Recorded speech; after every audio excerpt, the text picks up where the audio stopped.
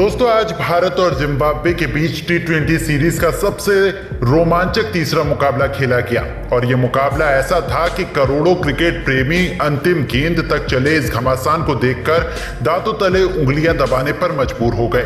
जहां पहले भारत के बल्लेबाजों कप्तान शुभमन गिल से लेकर शानदार ऋतुराज गायकवाड़ का तूफान देखने को मिला, फिर भारत के गेंदबाजों ने अपनी आग उगलती हुई गेंदबाजी से एक बार फिर से जिम्बाब्वे को घेर कर पूरी दुनिया को हैरत में डाल दिया। तो ऐसे में आज हम आपको इस वीडियो में बताएंगे भारत और जिम्बाब्वे के तीसरे टी20 का पूरा रोमांचक हाईलाइट। तो ऐसे में आप इस वीडियो को अंत तक जरूर देखिएगा। लेकिन इससे पहले अगर आप भी टीम इंडिया के बहुत बड़े फैन हैं तो आप इस वीडियो को एक लाइक जरूर कर लीजिए। दोस्तों एक से बराबरी पर खड़ी 5 मैचों की टी20 सीरीज के तीसरे और सबसे रोमांचक मुकाबले के लिए दुनिया की 2 सबसे बड़ी टीमें भारत और जिम्बाब्वे एक दूसरे के आमने सामने खड़ी थी।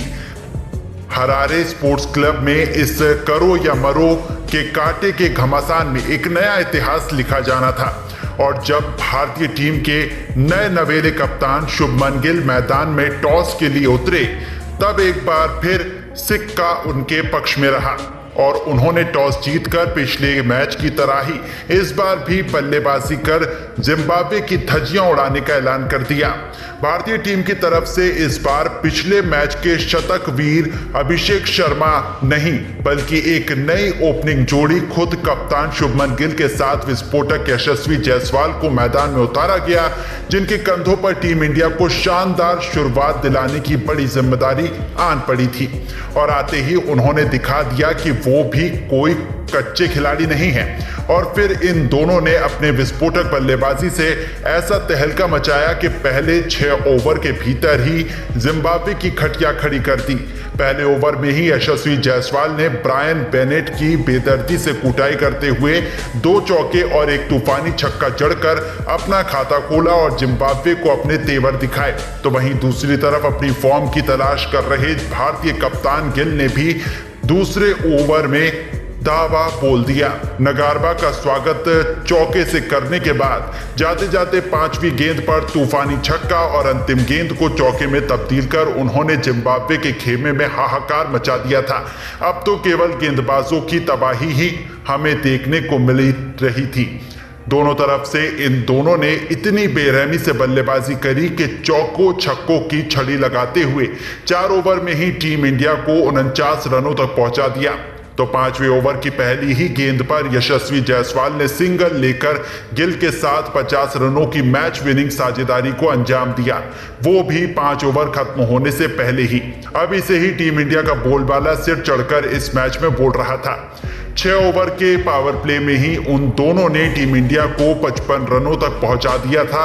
जिम्बाब्वे अभी से टेंशन में नजर आ रही थी क्योंकि एक बार फिर से टीम इंडिया 200 से लेकर 250 के बड़े टोटल की तरफ आसानी से बढ़ ही रहा था। ऐसा लग रहा था दोनों बल्लेबाज मिलकर जिम्बाब्वे के साथ खिलवाड़ कर रहे हैं।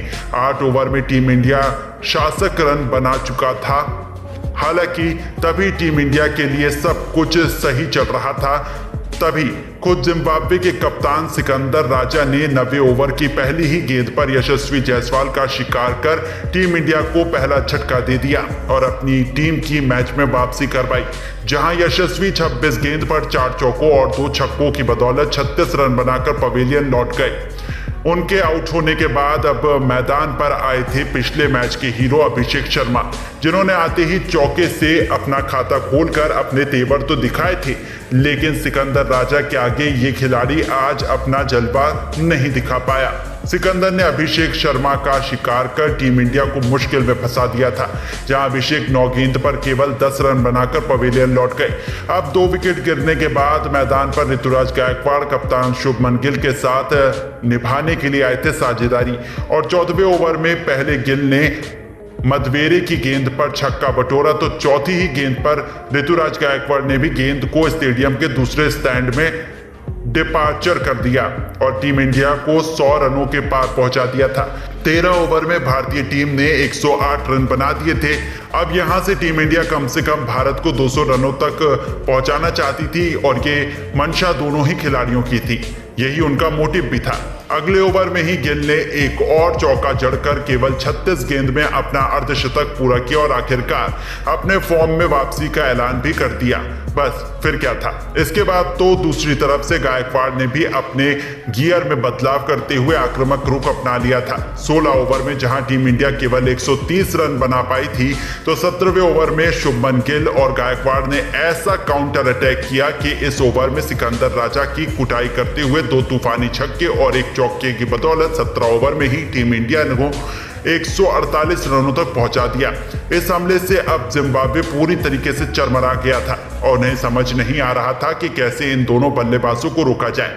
अगले ही ओवर में टीम इंडिया 150 रनों का आंकड़ा पार कर चुकी थी, लेकिन दोस्तों तभी मुजरबानी की गेंद पर एक बड़ा शॉट लगाने के चक्कर में कप्तान शुभमन गिल सीधा फिल्टर को ढूंढ बैठे और उनके रूप में टीम इंडिया को तीसरा और सबसे बड़ा झटका लगा, जहां सेट कप्तान गिल 49 गेंद पर 7 चौकों और 3 छक्कों से सजी 66 रनों की शानदार पारी खेलकर वापस लौटे। उनके आउट होने के बाद अब मैदान में गदर मचाने के लिए संजू सैमसन आए थे, लेकिन जहां सब कुछ सोच रहे थे कि हमें चौकों छक्कों की आंधी देखने को मिलेगी, वहां इस T20 मैच में टेस्ट मैच जैसी खामोशी छाई गई थी।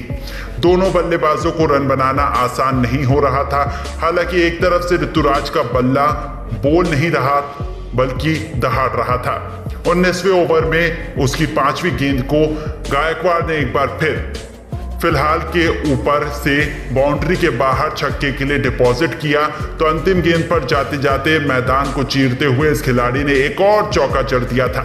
वो 200 के खौफनाक स्ट्राइक रेट से अकेले ही जिम्बाब्वे की नाक में दम करते हुए नजर आए, लेकिन अंतिम ओवर में ब्लेसिंग मुजरबानी ने गायकवाड़ को बाउंड्री पर कैच आउट करवाकर टीम इंडिया को एक चौथा झटका दे दिया था और सेट बल्लेबाज गायकवाड़ 28 गेंद पर 4 चौकों और 3 तूफानी छक्कों की बदौलत 49 रन बनाकर पवेलियन लौट गए। उनके आउट होने के बाद मैदान में रिंकू सिंह अपना जलवा दिखाने आए थे। वहीं पारी की अंतिम गेंद पर संजू सैमसन ने चौका लगाकर टीम इंडिया को 20 ओवर में 182 रनों के बेहतरीन टोटल तक पहुंचा दिया था, जहां संजू सैमसन अंत तक 7 गेंदों पर 2 चौकों की बदौलत 12 रन बनाकर रहे। अब जिम्बाब्वे के सामने एक बड़ा लक्ष्य था, जिसका पीछा करना जिम्बाब्वे के लिए इतना आसान नहीं था, लेकिन जिम्बाब्वे के बल्लेबाज इस लक्ष्य को हासिल करने के काबिल थे। यही डर टीम इंडिया को भी सता रहा था। अब जिम्बाब्वे की तरफ से रनों की बरसात करने के लिए 2 बेहद खतरनाक बल्लेबाज वेस्ली मदवीरे के साथ टी मुरुमनी की जोड़ी मैदान में उतरी थी और आते ही मुरुमनी ने पहले ओवर में खलील अहमद को आड़े हाथों लेते हुए एक के बाद एक 2 चौके जड़कर अपने तेवर भी टीम इंडिया को दिखाने शुरू कर दिए। लेकिन दोस्तों तभी दूसरा ओवर लेकर आए आवेश खान ने महज अपनी पहली ही गेंद पर उनके साथी मदवीरे का शिकार कर जिम्बाब्वे को पहला झटका दे दिया, जहां ये बल्लेबाज तो अपना खाता भी नहीं खोल पाया था। उनके आउट होने के बाद अब मैदान में मोर्चा संभालने के लिए ब्रायन बेनेट उतर चुके थे। दूसरी तथा मधुबनी शानदार लाइन में नजर आ रहे थे। उन्होंने तीसरे ओवर में भी एक बार फिर खलील अहमद का स्वागत करते हुए चौके से किया, लेकिन इस बार खलील ने भी ईंट का जवाब पत्थर से देते हुए उंगली ही गेंद पर मुरुमनी को शिवम दुबे के हाथों कैच आउट करवाकर न केवल अपनी बेइज्जती का बदला लिया, बल्कि जिम्बाब्वे के दोनों ओपनर्स को वापस भेजकर टीम इंडिया को मजबूत स्थिति में पहुंचा दिया था, जहां मुरुमनी 10 गेंद पर 3 चौकों की बदौलत 13 रन बनाकर पवेलियन लौट गए।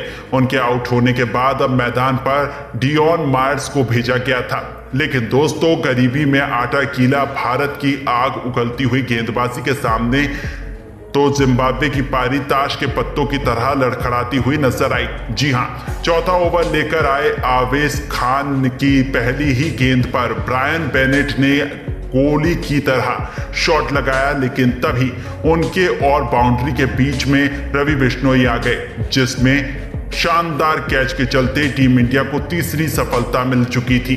जहां ब्रायन बेनेट भी केवल 4 रन बनाकर पवेलियन लौट गए और भारतीय गेंदबाजों ने जिम्बाब्वे की कमर तोड़ दी।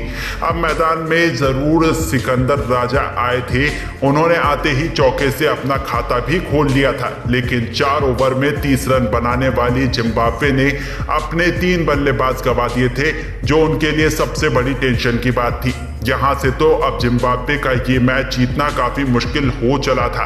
5 ओवर में जिम्बाब्वे मुश्किल से केवल 31 रन बना पाई थी। अभी भी उन्हें 15 ओवर में कम से कम 152 रन बनाने की जरूरत थी, जो भारतीय गेंदबाजों के सामने तो नामुमकिन ही था। और ऐसा ही हमें देखने को भी मिला। जिम्बाब्वे की पारी टीम इंडिया के सामने ज्यादा देर तक टिक नहीं पाई और भारतीय टीम ने इसी दूसरे T20 मैच में भी अपनी जीत का परचम लहराकर सबको हैरान कर दिया। लेकिन दोस्तों, आपको क्या लगता है कि टीम इंडिया क्या 4-1 से ये T20 सीरीज जीत पाएगी? आप अपनी राय कमेंट बॉक्स में जरूर बताइएगा और ऐसी ही शानदार खबरों के लिए हमारे वीडियो को लाइक करना बिल्कुल ना भूलें। धन्यवाद।